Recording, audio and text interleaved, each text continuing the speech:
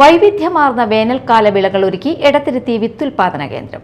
കൃഷി വകുപ്പിന്റെയും തൃശൂർ ജില്ലാ പഞ്ചായത്തിന്റെയും കീഴിൽ പ്രവർത്തിക്കുന്ന എടത്തിരുത്തി നെൽ വിത്തുൽപാദന കേന്ദ്രത്തിൽ നെൽകൃഷിക്ക് ശേഷം വിവിധയിനം വിളകളുടെ മാതൃകാ തോട്ടങ്ങളാണ് 25 ഏക്കറിലായി ഒരുക്കിയിരിക്കുന്നത്. പച്ചക്കറി വിളകളായ വെണ്ട, മത്തൻ, കുമ്പളം, കണിവെള്ളരി, സാലഡ് വെള്ളരി, കണിമത്തൻ, പയർ, വിവിധയിനം ചീരകൾ, പഴവർഗ്ഗങ്ങളായി പൊട്ടുവെള്ളരി, തണ്ണിമത്തൻ, ഷമാം എന്നിവയും കൃഷി ചെയ്തു വരുന്നുണ്ട്.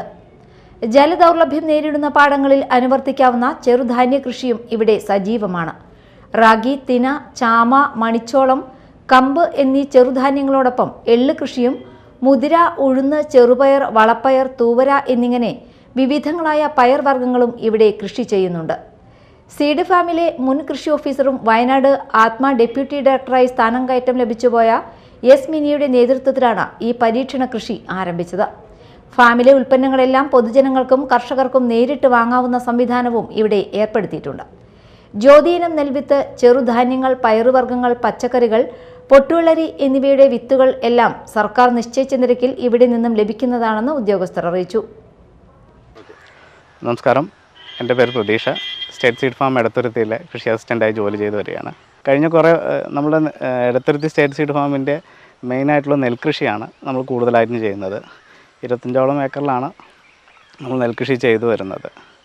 അപ്പോൾ അതിലിപ്പോൾ നെൽകൃഷി കഴിഞ്ഞ് എന്ത് നമുക്ക് ചെയ്യാം, അത് നെൽകൃഷികർക്ക് എങ്ങനെ നല്ല രീതിയിൽ ചെയ്ത് മുന്നോട്ട് പോവാം ലാഭകരമായ രീതിയിൽ എന്നുള്ളൊരു കാര്യങ്ങൾ മുന്നോട്ട് വെച്ചുകൊണ്ടാണ് നമ്മൾ ഇത്ര ഏരിയയിൽ കൃഷി ഇത്തവണ ചെയ്തിരിക്കുന്നത്.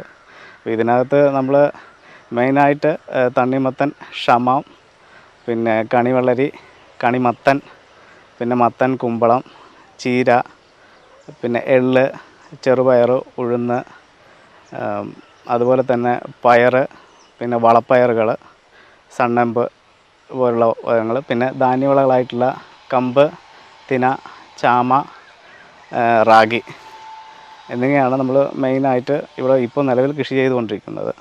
നമ്മൾ പറ്റാവുന്ന രീതിയിലുള്ള എല്ലാ ഏരിയയും നമ്മൾ കവർ ചെയ്ത് ഇത്തവണ കൃഷി ചെയ്തിട്ടുണ്ട്. അതിനകത്ത് വെള്ളത്തിൻ്റെ ഒരു ചെറിയ ഷോർട്ടേജ് ഉണ്ട്. വെള്ളം നമുക്ക് കിട്ടാൻ ഇല്ലാത്തൊരു രീതിയിലാണ് ഇപ്പോൾ നിലവിൽ ഫാമിൻ്റെ അവസ്ഥ. എന്നാലും വൈകാതെ തന്നെ ചെർക്കൽ ചെറുപുഴ റോട്ടിലെ വെള്ളം നമുക്കിവിടെ എത്തുമെന്നാണ് നമ്മൾ കരുതുന്നത്. Media time, Kodungallur.